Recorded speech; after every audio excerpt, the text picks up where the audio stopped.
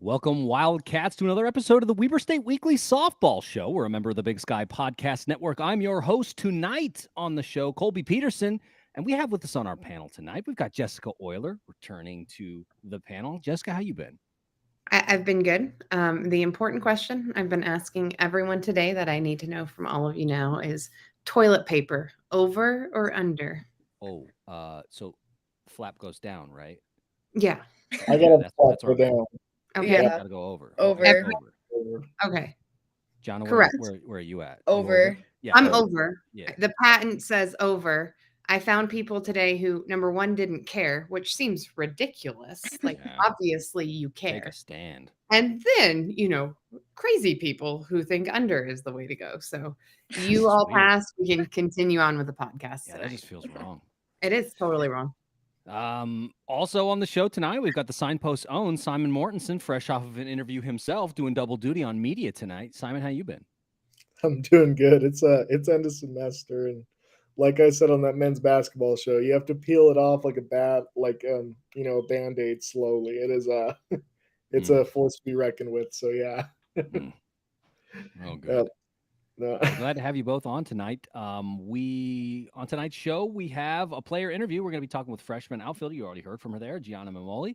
She's going to be talking to us a little bit about her journey to Weber State. Then we got a weekend review bleeding into the week a little bit because of last night's game, Tuesday night's game in Utah State. So we'll have the two games against Utah and then last night's game against Utah State. Then I've got a game prepared for our panel this week. We're playing Factor Cap.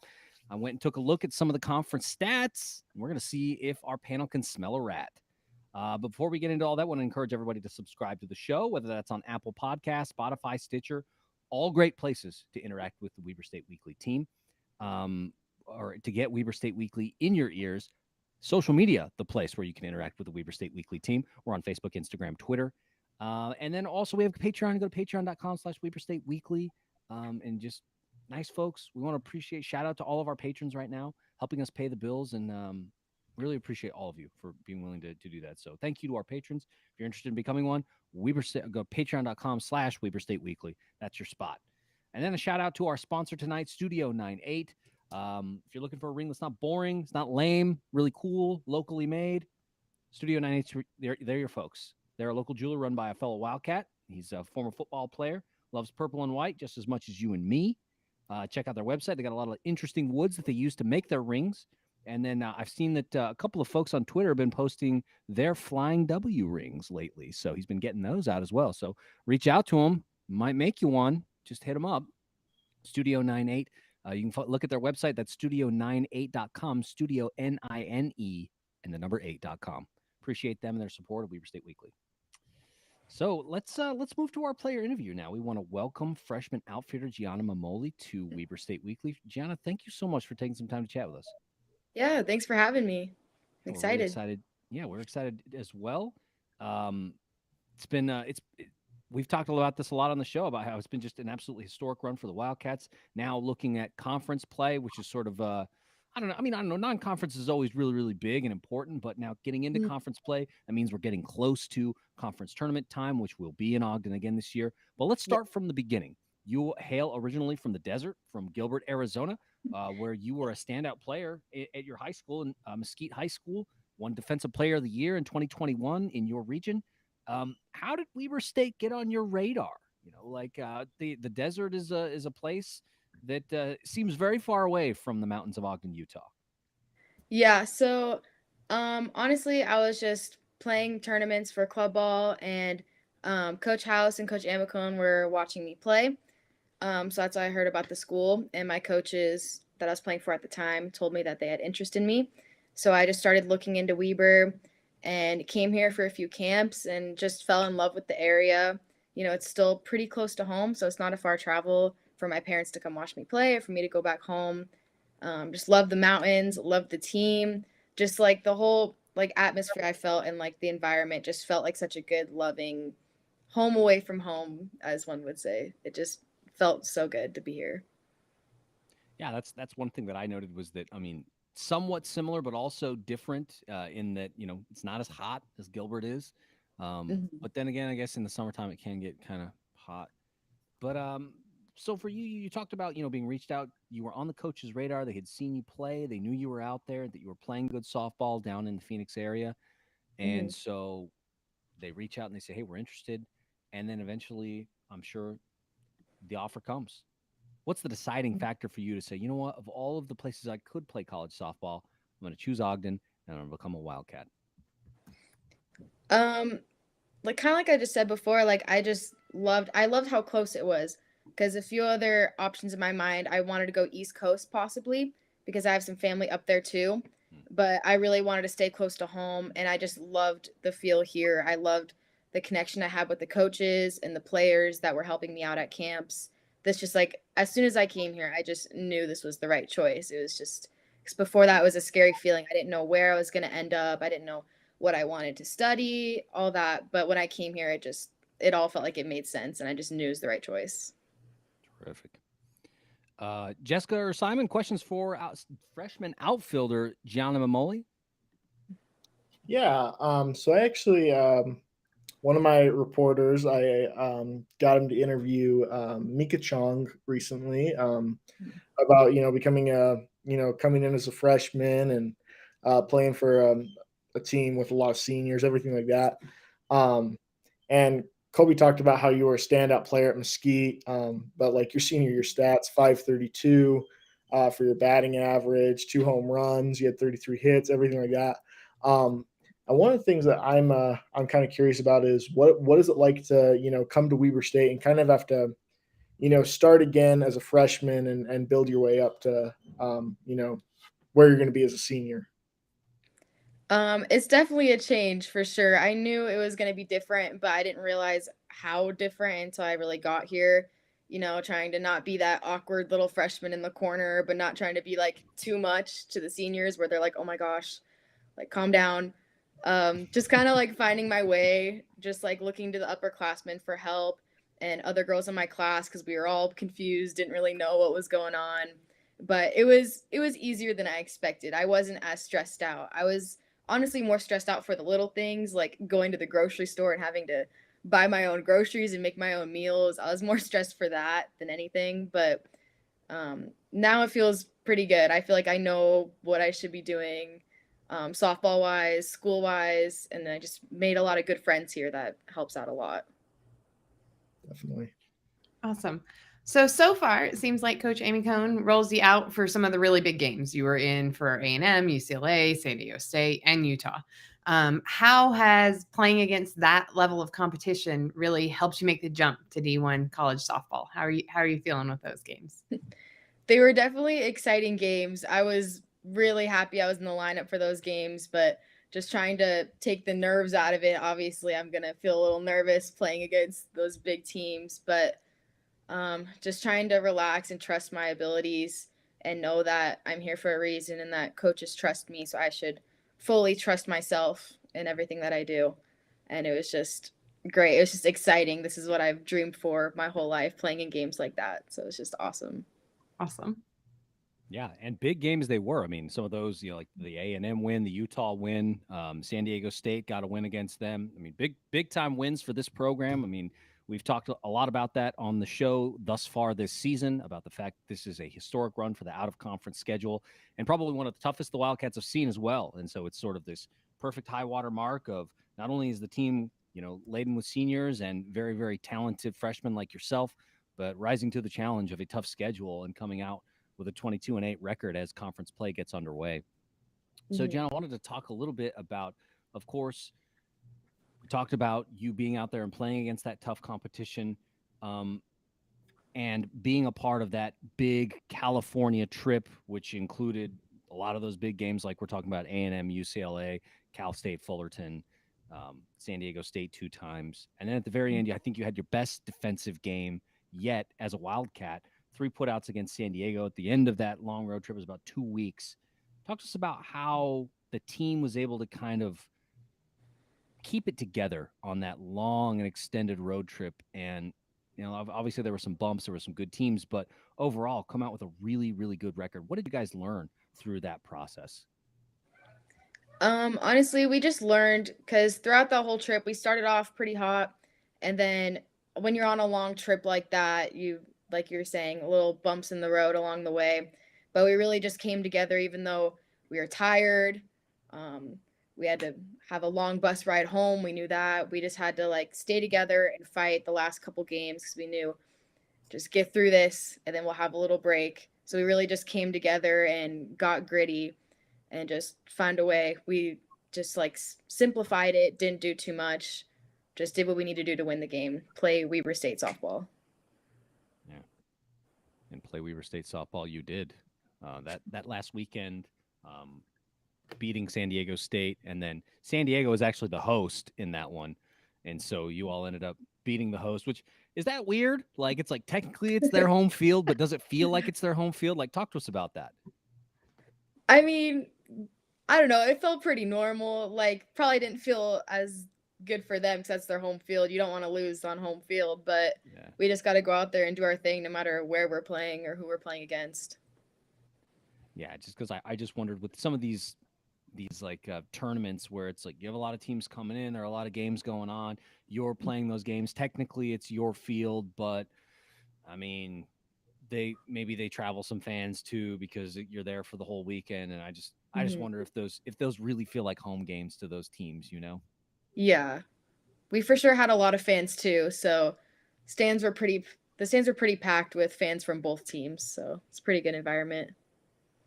Yeah, I mean, do Wildcat fans travel pretty well for softball matches on the road like that? I mean, I know that there are a lot of recruits that come out of Southern California, of course, and so their families are nearby and able to watch. But I mean, do you all see a fair number of Wildcats on the road for those big, long, extended trips that are kind of far away from Ogden? Yeah, a lot of our preseason games, we had a lot of our family there. Like my parents came, I think, to every preseason tournament except for one. I know we had a lot of California families who were out there for that whole week-long trip, but I know a lot of the Utah parents travel too. I think our fans like to travel a lot, so it's great.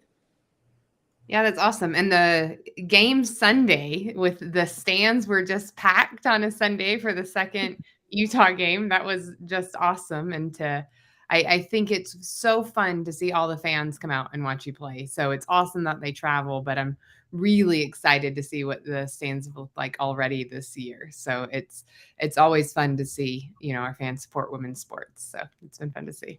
Yeah, for sure. So last night was a heartbreaker. It was back and forth there for a little while. And what do you think? Again, that was the game against Utah State, of course, for those listening. So what happened in that game, do you think, that allowed the Aggies to stay in it, even though the Wildcats were able to score 4 runs or 10 runs? 4 runs. Yeah, it was honestly just an offensive battle. We scored 10 runs, and they just kept coming back every single time. We didn't let off the gas pedal offensively. We just kept going. It was a really good game for us in that aspect. They just found a way. They found a way. I'm not sure how, but they did. It was really exciting. A lot of great hits from both sides. It was a good game all around. Yeah, I mentioned being there and seeing, all that offense. I mean, that's what fans like, right? When you go to a game, it's like I don't want to see a pitcher's duel. I want to see balls flying everywhere, right? And that was definitely that game last night in Logan for sure. But also, I don't know if we mentioned this earlier, but that was the 3rd time in a row now that Utah State has beat Weber State. I'm a Brewers fan, and often you will hear people say that the Cardinals have the devil magic. They just have this way of winning and beating your team. And I feel like that's what Utah State's got right now over the Wildcats. Like, they just find ways to win against the Wildcats. Very, very, very pesky. Yeah, for sure. Simon, one last question for Gianna Memoli before we let her go tonight. Yeah, definitely. So speaking of offensive battles, especially in-state schools, it's not one that we talk about a lot, but I always love seeing Weber State play Utah Valley because it's one of the in-state schools that we've played the most as far as, out of conference even. It's probably the team that we've played one of the most in out-of-conference teams. And on that game in late February, you had probably like an extremely solid performance, had a home run even in it, 4 RBIs, everything like that. And I always kind of wonder, like, what's the bus ride like coming to a team that is kind of considered a rival and one that has a history against Weber State? What's it like for, was there something that kind of fueled you up for that game with the team or Coach Amicone or anything like that? Yeah, for sure. Every time we play an in-state school, obviously it's a big rivalry, and we always want to win. And we play Utah Valley so many times throughout our season, so it's always a tough competition, and everyone wants to beat us, I feel like. So we just come out there and we gotta perform our best, and we always want to beat Utah Valley, along with any other Utah school. Definitely, yeah. So, Gianna, that particular game was an interesting one. We've talked to some of your teammates about the giant comeback where the Wildcats end up walking it off. I mean, you were critical, like Simon said, in that game, hitting a home run with 3 RBIs, and then later being the I guess the deciding walk that walks in a run and makes it a walk-off. Talk to us about that final at bat where you're up there, the bases are loaded, the game is tied, it is the bottom of the 7th, and you're just a patient hitter. You get the walk, and that scores the run to walk it off essentially for the Wildcats. Take us through that at bat and kind of what was going through your mind and how you were able to kind of keep it together long enough to complete the comeback and get the dub. Mm-hmm. Yeah, so that situation, I knew I was coming up there, bases loaded, big game situation, but I was just trying to not do too much. I already had a good at bat earlier, so I felt like I was seeing the pitcher pretty well. So I just tried to take some deep breaths, go in there, and then, all of a sudden the situation turned to be the situation you always talk about, bottom of the 7th, 2 outs, bases loaded, 3-2 count. So I was just trying to really settle in there and, like I said, not do too much.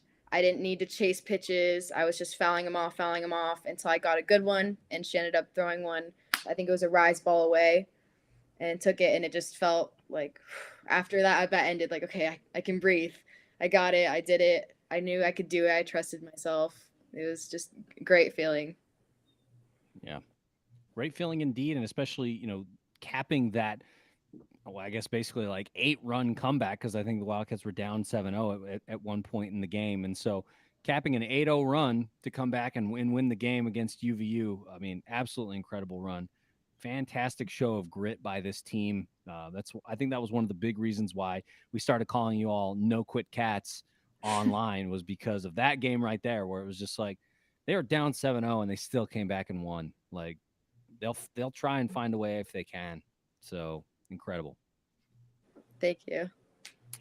Well, Gianna Memoli, want to thank you so much for taking some time to chat with us here tonight on Weber State Weekly. Wish you all the best of luck this weekend up in Pocatello. 3 games on tap against the Bengals, who are much improved this year. So we will see how things go up in Pocatello, but want to wish you all the best of luck. We'll be watching, or maybe if you're in Ogden, take the trip up. It's a doubleheader on Friday, and they got a Saturday game at noon. Just go up there. Gianna Memoli, thanks so much for taking some time to chat with us on Weber State Weekly. Yeah, thank you. We'll see you. Have a good one. I want to thank Gianna Memoli one more time for taking some time to chat with us here on Weber State Weekly. She's just a freshman and has been part of so many big moments already. Like, I think that's just a good sign for her career going forward as a Wildcat, right? Like being a part of this team and just talking about it. We've talked to some other current Wildcats who were freshmen in the 2019 season, where the Wildcats ended up being conference champions, going on to win the first tournament game in Big Sky history that year, beating Cal State Fullerton in regionals. I think that there's a lot to be said there, folks, for the experience that these young freshmen and even some of the sophomores are having this year. Yeah, totally agree. And I do think, there's something to bringing in our freshmen for those big games, to have that experience against some of the non-conference teams that we've had, I think has been awesome for our freshmen to get that experience. And once again, just speaks to the fact how Coach Amicone continues to build this team. Yeah. So, folks, let's talk a little bit about this week. I've got my talking points prepared. Let's start with the Utah series, because there was a lot of hype going in. The 2 best teams in the state going into that first game in Salt Lake. Was close, right? It was close up until a certain point. I think it was the 6th where the Wildcats ended up giving up, what was it, like 3? They gave up 3 runs. and then it was kind of out of hand at that point. So tough loss in Salt Lake. Arisa Henderson takes the L. I think for the first time this season, right? Hmm. Yeah, and so I was like, that sucks, But we all talked about last week. You can just get the split. It's great, and so the Wildcats come back on Sunday, and I think Jessica, you had the chance to be there, right? I watched it from home, Oh, but okay. on ESPN Plus, I watched it. Yeah. But like you said, standing room only. There were like Yeah. 500 plus people at Wildcat softball field. And from what I hear, the majority were Wildcat fans. It wasn't like a bunch of Utes fans showed up to watch the Utes softball team play. There were Yep. Wildcat fans there, and they were excited. And Simon, did you end up going to the game? Unfortunately, not. I think that No. was one that Emily went to that one to cover that. So Okay. I had a little bit of a different assignment that day. All good. And Yep. so yeah, man. I mean, Wildcats ready to come back, and they do in just absolutely crazy fashion. They hit 4 bombs in that game to win it 9-5. Been a little bit worried about the offense lately, but the past couple of games, the offense is really just kind of they're back. 9 Yeah. runs against Utah, 10 runs yesterday against Utah State, even though it was not a dub. Is this offense back, and is it ready to go for conference play? I think they are. And what was fun about that Utah game on Sunday, that first inning lasts like an hour. Like Yeah. they were just in it, and it was a good way for us to start. And I think the offense is back. I think that, and to especially have a showing like this again against 2 really good non-conference teams. After Sunday, I was like, oh my gosh, we got the split, Utah State. And last night watching the game, I was like, we're gonna do it. But I think that it's just a really good showing. We've had, a little bit of changes, especially with pitching back and forth yesterday, but I think that overall, the offense is strong. Yeah. Sam, what are your thoughts on the bats right now? Oh, for sure. Well, I think like one thing is, we're not only looking at that win, but I even look at that loss to Utah State right there. Anytime you have a double-digit game right there, huge. One thing that I love about this Utah game, though, is the fact that we see another bomb from Arisa Henderson. Not necessarily a bomb, but like just gets 3 runs in, and then Chloe Camarero comes up right after and Good to see Chloe, destroys the ball. Yeah. And I'm like, I just feel bad for that pitcher, honestly, the one that has to go up against Arisa Henderson and then Chloe Camarero. But yeah, I think the bats are definitely back up. You get these games that are 9-10 score games. That's the offense is fired up for sure. So yeah. Well, and how fun was it that Mika Chong got her first home run last night? Yeah. She was brought in to pinch hit, and you just wonder how she's going to do as a freshman, and to get that home run was awesome. So it's nice to split it up too, to have our solid folks like Chloe and Arisa now at this point, but for Mika to get her chance last night as well was just awesome. Right. We published a story on her the day before that happened. And I'm like, oh my gosh, I could have gotten that in there. And Oh, awesome. yeah. So, yeah. So right now, Wildcat pitching, this is before last night. So this might have affected these numbers a little bit. But Wildcat pitching has surrendered less hits, less runs, less earned runs, less doubles, less triples, and less home runs than any other squad in the Big Sky.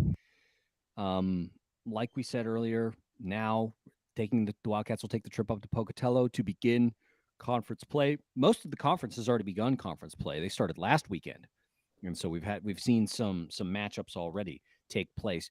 Do you all think that the pitching can last? Does it feel like maybe it's kind of like taking a little bit of a dip, or having now gone through the gauntlet, do you all think that like it's going to hold steady against this Big Sky slate? I think I have a lot of hope and faith coming into this with the pitching coming into the in conference play and everything. We still have Mandy Seeg's undefeated record. We didn't mention that yet. She's still 6-0, so we're still there. But yeah, I think one thing is we have a phenomenal pitching crew, and they've played against they're maintaining those records against top teams, and these are incredible teams. I think there's only a few teams in the Big Sky that are really up to that level that Weber State has been playing right now. So I think that's one of those things where I think we can definitely maintain that, and I think it's something that we will see happen. I agree with Simon. Last night was a little bit interesting because we had Mo in, then Mandy came in for just a second in the fifth, and then Mo came back in. And so I was like Googling, can they even do that? Because it's just not a standard play. So that yesterday worried me a little bit, just that, are we getting tired? What's going on? Of course, this is one game. So, a lot can go on. But I think we were able to even get through our pitching weirdness yesterday and have an incredible game. So, and I think that yesterday speaks to that even when we're having an off night, like we've got 3 fantastic pitchers in rotation, and there just aren't a whole lot of teams that can say that, right? And they've all pitched big games. It's not like we're going to Arisa every time, right? Like Mo and Mandy have had just as big a game. So I think that we're going to carry it through the season for sure. Yeah, I mean, because going back to the Utah game, Mo had a little bit of a rough start, gave up 3 runs in the first. Like, oh shoot, what's going to happen now? Wildcats maybe off to a rough start in Ogden. Are we going to get blown out? And then they make the pitching change, and Mandy Sink comes in. She did not get a strikeout in that game, which is kind of weird, but she locked it down for the most part. Like, they did not score another run on her until the 7th. She gave up 2 in the 7th, but at that point, it was basically garbage time because the Wildcats were up 9-3. So it's like, cool, you got 2. You're still going to lose, because of the offensive explosion. And so I think that you're right, Jessica, that I don't think that there's another team in the conference that maybe has this depth at pitcher when they're on, right? Because we've seen that, some of the pitching has been a little bit up and down. I mean, Arisa Henderson has been steady the whole time, but Mo's had some games where it's been a little bit tough. Mandy Sink has largely been, pretty consistent, hasn't had as many appearances. But I look around the conference and, Idaho State's they've got a great pitcher. I'm trying to remember her name. We will see her this weekend. I'm certain we will see her this weekend. But also right now, Portland State has a great pitcher in Olivia Gray. Haley Rainey is the pitcher at Idaho State, and then Sac State has Marissa Bertuccio, and so you look around and it's like, okay, they've got a couple, but really nobody else has that. Like Idaho State has Emma McMurray. Okay, she's got a 3.28 ERA right now, and she's sitting right there. Mandy Sink and Mariah Ramirez are sitting right behind her. And plus Arisa Henderson is up near the top. And so I look at that and I say, nobody else has what the Wildcats have right now when they're on, right? So Simon, like the thing is, like, do you feel that this Wildcat squad can kind of maintain that? Are they able to stay consistent? Because I think that's the key, right? Because we've seen them pull through on big games, but then we've also seen them, not as consistent and lose games where they should probably win. Yeah, and that's one of the things with being a team with very effective pitchers is that there will be those off nights, and especially like this is a sport that has a lot of we're looking at March Madness right now, but baseball is exactly up there with its unpredictability. But it is one of those things where you see these stats and these stats that Arisa Henderson and Mandy Sink and Mo Ramirez are putting out. And you're able to kind of, how do I say this? They're consistent. And so there are always going to be those games where they don't, maybe they just don't have it that night. But I think for the large majority, they will maintain that because I think they're that consistent. So. Jessica, I wanted to ask you now. So you talked about, you watched the Utah State game last night. Right now, since Wildcat softball came back in 2010, the record stands 8-13 in favor of Utah State. They've won the last 3 meetings now. What's up? Like, what do they got? Some kind of voodoo magic? Like I said, they got the Cardinals devil magic that they got. Like, What's going on, dude? How come they just find ways to win against the Wildcats? I don't know. I mean, Voodoo Magic might just be the answer. They are a solid team, right, from a solid conference. Yep. And so I think it's nice to have them as an in-state rival, like we've talked about before, because for all intents and purposes, we absolutely could have beat them last night. And there were multiple innings where I sure as heck thought we were going to. So I just think Utah State is a solid team and a good conference, and it demonstrates in the matchup. At some point, we're going to come back and we'll be on top again. Yeah. Simon, talking to you now. Weber State ends the non-conference season with 5-2 record against the Mountain West Conference. Yep. I had my tweets ready for if the Wildcats beat Utah State because Mountain West Conference champions. I was ready for that. Didn't get that, unfortunately. But then also wanted to talk about. Hang on a second, guys. I wanted to talk about also they have 3 Power 5 wins now, which ties the school's record for a season, beating Kansas, beating A&M, beating Utah.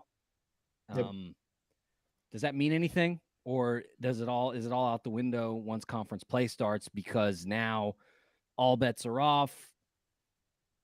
Anything could happen, like you said. Softball can be very unpredictable. What are you thinking? It absolutely means a ton. And I'm looking at this from a legacy perspective because normally we get into the preseason and we don't think this really contributes to the legacy of a team. We don't look at it as something like that we measure success by. It's like, oh yeah, it's the preseason. They're going to play hard teams. They're probably going to lose. And they didn't lose it a lot. Like they were winning these games and they were staying competitive. Yeah. So this is a preseason that means a ton, especially to the school. We take preseason and we say we're basically showing the nation, hey, this is what we got. This is our team. And we did a phenomenal job at that. I think it will be a letdown if we don't win the conference championship. I don't think that goes without saying right there. But yeah, I definitely think that this preseason means a ton, and that it obviously when you come in on a roll like that, and you come into conference play, you're fired up, and you know what you can do, and you know the teams that you can be competitive against. And so, yeah. Jessica, what are you thinking there? Yeah, I mean, this has been an incredible season. I just had to, check our RPI again because now I'm going to keep checking it as we get into conference play. And we're still 48, right? And this is before the Utah State game, but that's not going to bump us a whole lot. The next closest Big Sky team is 73, right? So, we are kicking butt and taking names in terms of our season overall. And I think that, yeah, it means a lot. And for heaven's sakes, I can only anticipate that it'll continue through conference play. Yeah, I noticed. I think it was the WSU softball account tweeted out they have this kind of like mid-major rankings, right? Yeah. Wildcats are obviously on there, but I noticed UNLV up there. They've got like 6 losses. Yeah. 2 of those are at the hands of the Wildcats. You know Pretty what I mean? sure are. And so it's like, man, you caught lightning in a bottle that weekend. You beat a great team twice on their own field. That's definitely helping the RPI right now. Yep. And so you got to wonder if, I think this is going to be kind of weird to say, but like you're also going to kind of be a fan of like Texas A&M or a fan of San Diego State or Utah going forward, right? Because the better they do, the better it helps that ranking. And so come committee time, should the Wildcats not, complete the ultimate goal, which is to win the conference championship, is there a chance that it's a 2-bid league? Is there a chance? I don't know. Strange to be sitting here thinking about, right? Because it's not normal. We're used to, you got to win the conference championship if you want to go to the tournament. Maybe not with the team sitting at 48. Who knows? Yeah. And I mean, it's fun. It's fun to look at those stats, right? Because exactly what you're saying, Texas A&M 31, Utah 41. I think that it's going to be exciting to watch, and it certainly could be our first 2-bid year. Yeah, crazy. So let's talk a little bit about this coming week. Like we said, 3 games on the schedule for against Idaho State in Pocatello, a doubleheader on Friday. And by the way, folks, this is how all the conference games are going to going this season. it'll be a doubleheader on Friday and then a noon game on Saturday. That's kind of how it's going to work. And so Idaho State, not the doormat they've been in the past. I mean, much improved right now. They've got wins over Cal State Fullerton, who we barely lost to. They beat Boise State for the first time since 2016 the other day. That was probably a couple of weeks ago.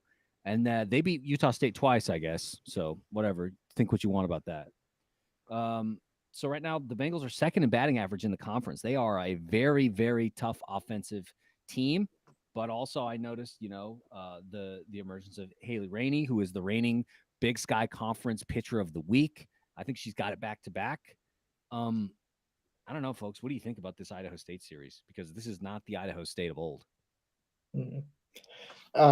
And I love that we come in against another strong hitting team to play against, because I think that's one of those things we've been talking about. Can the pitcher stay consistent? This is the ultimate team to show that against for in conference play, right? You got a team that has a great batting average overall, everything like that. And so I'm really excited to see that and kind of see it definitely helps place where we are as far as in conference play goes. Yeah, I mean, we mentioned the fact that they kind of have their two aces. They are, they have a team ERA of 3.4, so it's like they don't suck. I think and they also their fielding percentage, they're fourth in the conference at 931, and so sorry, I had that wrong. They're fourth in the conference at 961. Sorry, that was like, you're like, what? That's not even very good. It's not very good. 961, compared to a perfect 1000. So, like I said, this Idaho State team is fundamentally solid in a lot of areas. What do you expect to see? I think it's going to be a little bit dangerous, right? So yeah. Chloe is our, home run leader, is still ranked nationally, but she's tied with Angelica from Idaho State, right? So should Angelica pick up a home run, right? Like, it's just home runs are what scare me the most, the ability to get those, because depending on where you are and how the lineup goes before, it can change the whole game. So can we beat and should we beat Idaho State? Certainly, but it takes one, 3-run home run to completely shift the entire game overall. So I think that we should beat it. I think with our pitching, we'll have a chance to rest and get back out there. But it could be a close one. And of course, 3 games. So once we start learning each other throughout the games, I wouldn't be surprised with 2-1, obviously with us on top, but hope for 3. Definitely. Yeah, to me, this right now comes at kind of a weird time because, like we said, we've got maybe a little bit of inconsistency on the pitching side, but the bats have woken up. And so I think what this one's going to boil down to is probably offense. Mm-hmm. Which team is going to be more offensively explosive? Because right now, looking at the numbers, you'll say, oh, we expect Idaho State to really do a number, right? But they haven't faced Arisa Henderson. But then they would counter as like, yeah, well, you guys haven't faced our 2 aces. And right. So, but we have 3, right? So if we could do it where we hold 1 for each game, we're not going to know what to expect for the next one, Yeah. And so I think that, yeah, like the team that is able to be more productive at the plate is probably, and it sounds dumb, like this sounds like a John Madden thing where it's like the team that scores more runs is probably going to win the game, but it's more than that, right? Like we're talking about like the team that is able to get to these pitching staffs because both are strong, both are productive. They're able to get a lot of outs. I think the team that finds a way to put the ball in play, whether that's the Bengals or the Wildcats, that will decide the fate. Because I expect it to be probably a 2-3 split on either side. Just looking at these 2 squads, it's just a matter of who will win 2 games. But it's gonna be probably a really good series, really really good series if you like softball. Definitely. And Angela Cano, she's a force to be reckoned with. And she is, top in RBIs, 4th in doubles. I think she is she's tied with Chloe Camarero right now.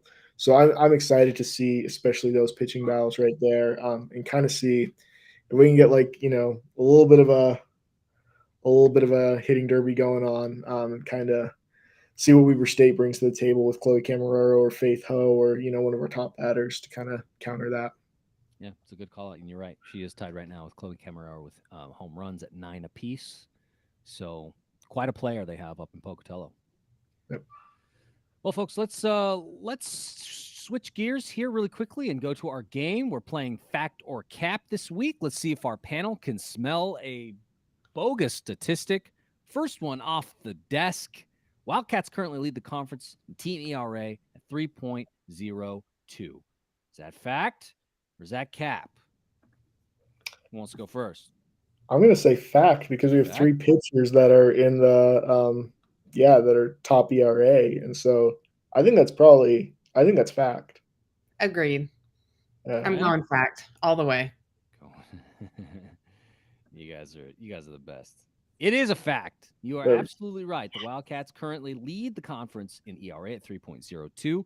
The next closest team, Idaho State, 3.40. So a good squad in Pocatello. Like we said, it's going to be a sneaky good series, but good job, guys. Sniff that one right out. It's a good way to start this off. Now let's talk more specifically about Arisa Henderson. She currently leads the Wildcats with a batting average of 366. Is that fact or is that cap? That's cap. I think that Faith Ho still leads them, but I could be wrong on that. Simon says cap. Jessica? Yeah. Gosh, I think I have to say cap bombs too. Okay, she's saying cap as well. Bombs. Yeah. Man, you guys are too good this week. You are absolutely right, Simon. It is Faith Ho actually that leads the Wildcats with a BA of 366. Man, 2 for 2 this week. Man, you guys are rolling. So let's talk about defense now. Mia Rushton currently leads the team in fielding percentage at a perfect 1,000. That includes what was it, like 47 attempts or something like that? I can't remember what it is. What do you say? Is that fact or is that cap? That's a tough one. I'm thinking about it. Twice. You have to vote with me this time. I'm voting for you. Yeah, you voted for me the 2 last time, so I'm voting with you this time. There we Jessica go. Unequivocally, right out the gate, says fact. Mm-hmm. Simon agrees. I'm gonna agree. Yeah, that's a tough one though. I'll agree with Jessica though. Awesome. Yeah, smart man. It is fact. In fact, there we go. Mia Rushton. Good job, Simon. Yep, doing a great job in center field. In her sophomore campaign, does lead the Wildcats with a perfect fielding percentage. Next up, we're going to talk about the team. Weber State does not have a single player in the top 10 in the conference in ground into double play. Is that fact or is that cap?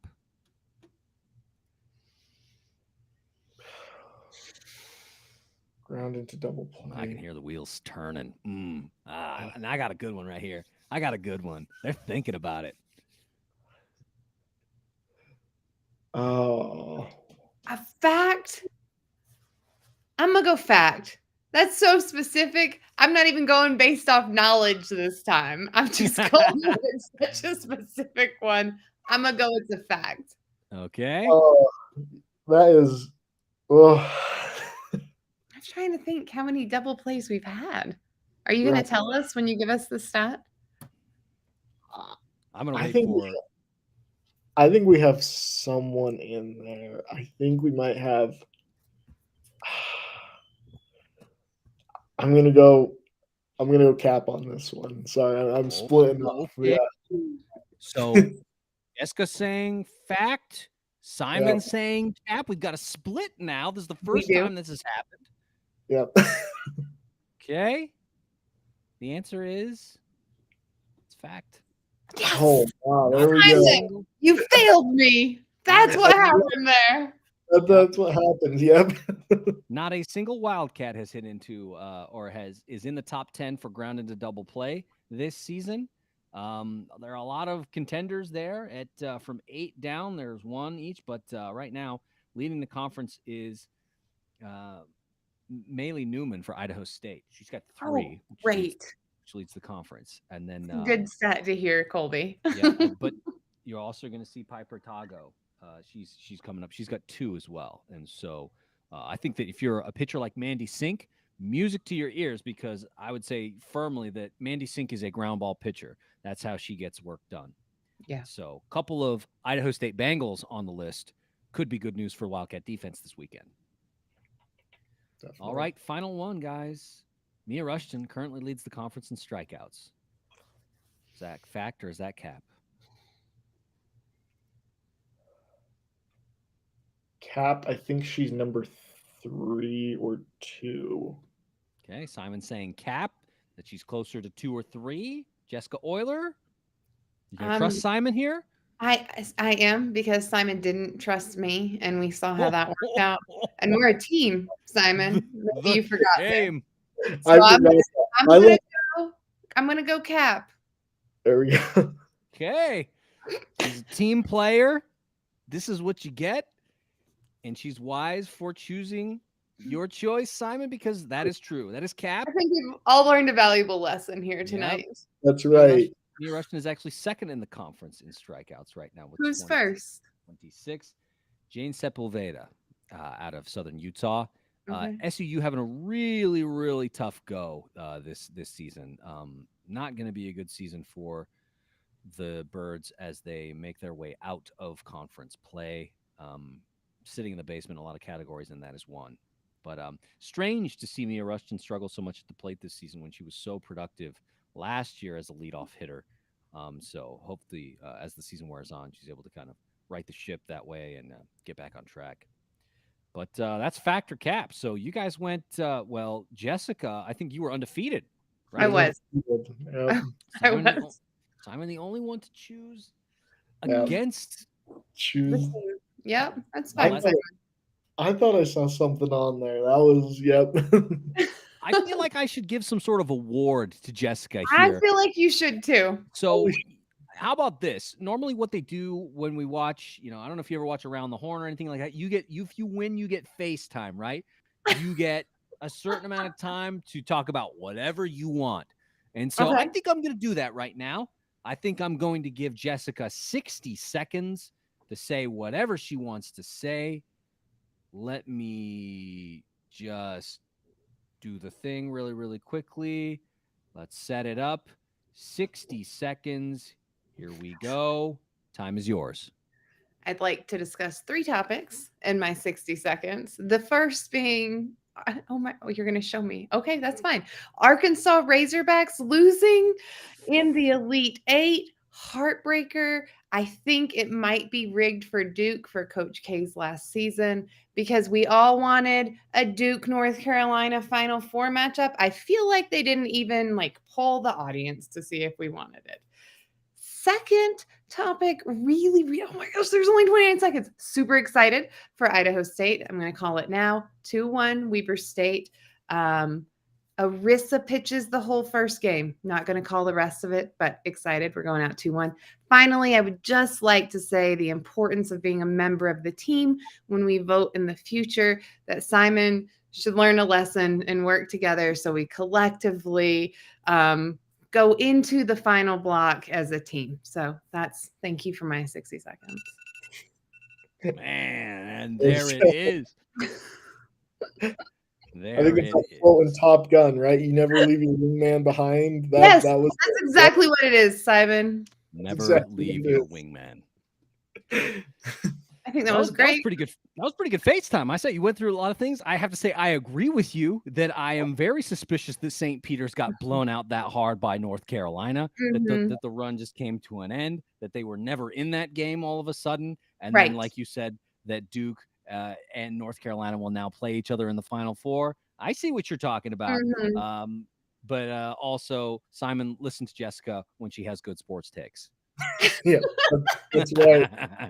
That was my lesson right there. And of course, I would love to see it. The Wildcats come out on top 2-1 over the Bengals this weekend in this 3-game series. Let's hope that happens.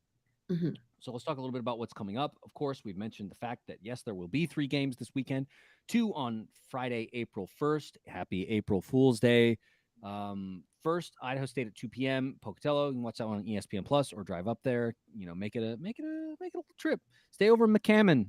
There's a nice little boutique hotel over there that's halfway between Pocatello and Lava Hot Springs. Worth your time. Just saying.